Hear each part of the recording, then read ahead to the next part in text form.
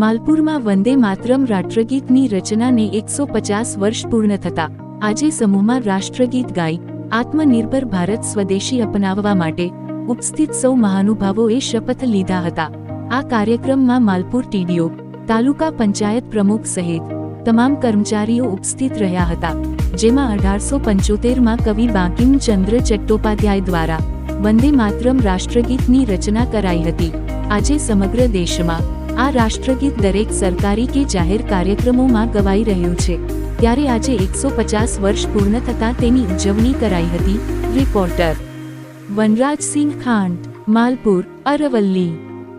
સ્વદેશી વસ્તુઓને જ અપનાવીશ, સ્વદેશી વસ્તુઓને જ અપનાવીશ। ઘર, કાર્યસ્થળ અને સમાજમાં ભારતીય વસ્તુઓને પ્રાથમિકતા આપીશ। ગામ, ખેડૂત તથા કારીગરોનું સમર્થન કરી